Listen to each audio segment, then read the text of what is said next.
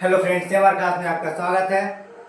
कक्षा इतिहास की में जैसे कि मैंने पिछले बार कहा था और पिछले वीडियो में अथर्ववेद के उनके है ना अथर्ववेद लास्ट में खत्म किया था और ये बताया था कि अथर्ववेद किस लिए है ना, उसमें कौन कौन सी चीजें, खास करके जादू टोना, मंत्र उच्चारण है ना, साथ ही साथ बात के जादू टोना के अलावा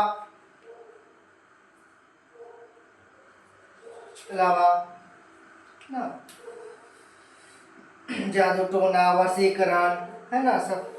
और सबसे लास्ट का जो अंतिम वेद था वो भी अथर्ववेद था। वेद जैसे कि वेद का काल में बात करते हैं तो एक तो पूर्व वैदिक काल और एक उत्तर वैदिक काल। उत्तर पूर्व वैदिक काल जैसे कि कितना था तो ये 15,000 बीसी से 1000 बीसी, और उत्तर वैदिक काल 1000 बीसी से 600 बीसी। अब है कि पूर्व वैदिक काल में हम बात करते हैं तो इनका राजनीतिक जीवन कैसा था। पूर्व वैदिक काल में सामाजिक जीवन कैसा है ना, सामाजिक जीवन कैसा था, वो रहते कैसे थे, क्या खाते थे, क्या पढ़ते थे और किस प्रकार से है ना कार्य करते थे। तो इनमें अगर हम बात करते हैं कि पूर्व वैदिक काल में तो इनकी जो राजनीतिक जीवन हुआ करते थे, राजनीतिक जीवन, हम आगे चलते हैं इसी प्रकार से, क्योंकि राजनीतिक जीवन में हम बात करते हैं इनके तो ये मात्र सत्तात्मक थी इनकी राजनीतिक जीवन कैसी थी, मात्र सत्तात्मक थी। ये एक तो कबीलाई के हिसाब से रहा करती थी, इनके जीवन से कहते कैसी हुआ करती थी राजनीतिक जीवन में, ये कबीलाई जीवन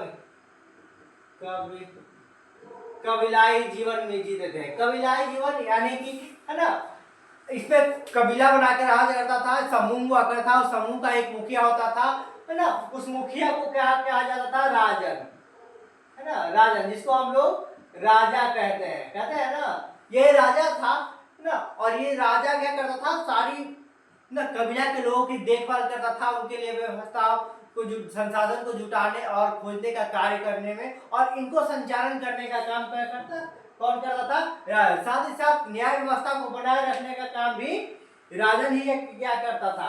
अब बात की एक तो थी कैसी थी, तो ये मात्र और पितृत्मक सत्तात्मक थी। कैसी थी, मात्र और पिता है ना, पितृ सत्तात्मक, मात्र और पितृ सत्तात्मक। कबीलाई जीवन कैसा था इनका, तो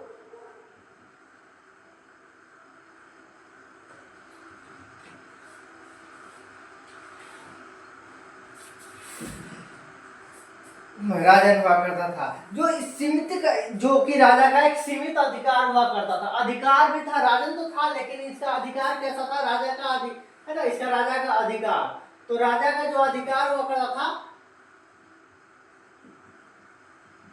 अधिकार है ना,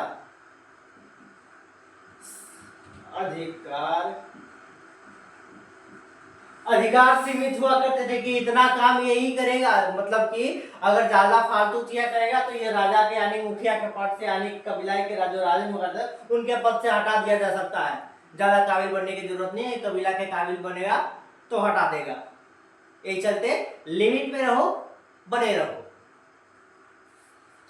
राजा की सहायता के लिए हुआ करता था। तो ये जब राजा है तो इसको चलाने के लिए कोई ना कोई मंत्री चाहिए है ना, सहायक चाहिए। तो मंत्री का जो सहायक हुआ करते थे, ये मंत्री के जो सहायक हुआ करते थे वो है ना, उसमें क्या क्या आता था, एक तो ये सभा का सहायता लिया करते थे। किसका, सभा का, एक समिति का गठन करते थे है ना, एक गौर होता था, सब मिलकर फैसला, अब तब विचार हुआ करता था किसके द्वारा, राजा में। सब मिलके एक क्या किए, सब मिलके एक फैसला लिए और इन फैसलों पर विचार होगा, गौर होगा है ना। अब वो कौन लेगा अंत में, राजा सही और गलत का। अगर गलत है, ज्यादा मनमाने किया तो कबीला के कबीलाई से हटा दिया जाएगा है ना। यानी कि सिर्फ और सिर्फ किस काम से हुआ करते, यानी भलाई का काम किया तो रहा, बुराई का काम किया तो बाबू के लोटा देके खेत में जाओ उधरे रहो। साथ ही अगर बात करते हैं तो इसमें अधिकारी थी, है ना विद्या।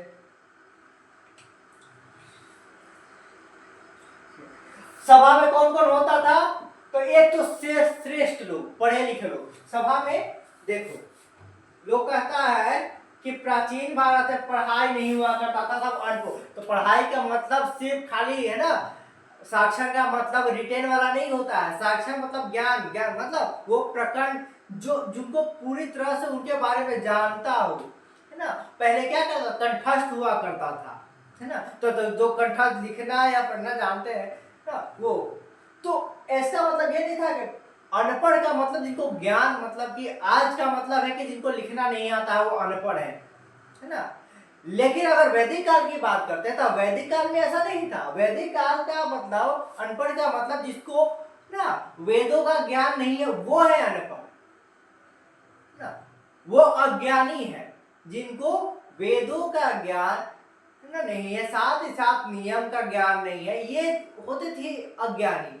ना कि लिखने वाला साक्षर और असाक्षर हुआ करता था। तो इसमें जो हुआ करते थे सभा में कौन कौन से होते थे? एक तो ऊंचा पद के लोग, है ना। एक कौन कौन? तो एक पढ़े लिखे लोग, है ना। पढ़े लिखे में कौन? यानी कि वेदों की जानकारी रखने वाला। दूसरा ये क्या हुआ करते थे, इसको श्रेष्ठ कुल वाला है वो, पढ़े लिखे श्रेष्ठ कुल।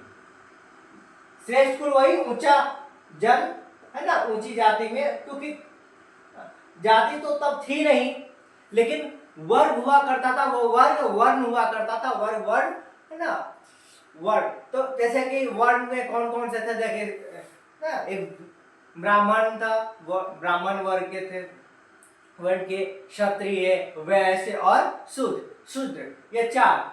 तो जैसे कि पिछले वीडियो में मैं बताया था कि ये चारों वैश्य, चारों वर्ण के बारे में बता दिया हूँ पिछले वीडियो में, आप जाकर देख सकते हैं।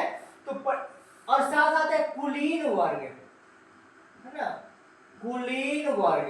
कुलीन वर्ग वो ऊंचा जाति, ये सब हुआ करते थे इसमें शामिल, और कोई शामिल नहीं हो सकता। यानी कि और वो कौन नहीं जानेगा? शूद्र नहीं जानेगा, वैश्य नहीं जानेगा। वैश्य वो होता था, है ना, जो थोड़ा बहुत जानकारी रखता हो लेकिन वो प्रकांड ना हो। तो अब जैसे इसके बारे में और मैंने पहले वीडियो में बताया, जैसे कि मैंने जिक्र किया, आप देख सकते हैं जाकर के पिछले वीडियो में। अब आते हैं कि इसके साथ ही साथ इसमें इनके जो अधिकारी होते थे ना, वो रत्नी कहलाते थे। इनके जो अधिकारी हुआ करता था ना, इनके साथ में राजा के, अब सभा है, राजा है, तो ये अधिकारी भी रखेगा ना, ऑफिसर, है ना, ऑफिसर रखेगा ना। तो इसके जो ऑफिसर हुआ करते थे अधिकारी, इसको रत्नाकार कहा जाता था। इसको क्या कहा जाता था? रत्नीन, है ना, रत्नीन। रत्नीन, रत्नीन क्या होता था? जैसे कि इसमें पुरोहित, सेनानी, पुरूप,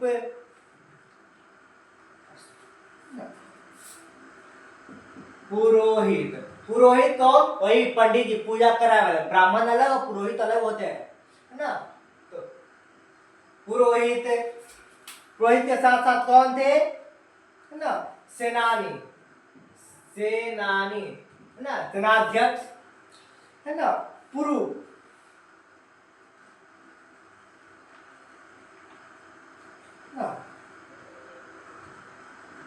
इस सब कौन? पुरूप नहीं, सॉरी, पुरुष। अधिकारी खास तौर पर पुरुष ही हुआ करता था, महिला अधिकारी नहीं ना। लेकिन शिक्षा का अधिकार था महिला को, है ना।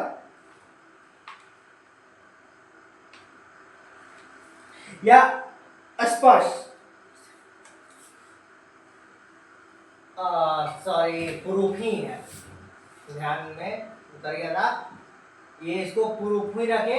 पुरूप का मतलब होता है दुर्गपति, यानी ख्याल रखने वाला, यानी उसका जो दुर्गपति होता है ना, उसका माली, तो वो होता है दुर्गपति। तो पुरूप, तो वो पुरूप हो गया। और स्पर्श, अब बोला कि स्पर्श क्या है ना, तो स्पर्श, गुप्तचर को स्पर्श वैदिक काल में कहा जाता था, वह स्पर्श, है ना। तो स्पर्श ये तो हो गया ना, राजनैतिक जीवन, तो राजनैतिक जीवन को नोट कर लीजिए, बस हम 2 मिनट हट जाते हैं।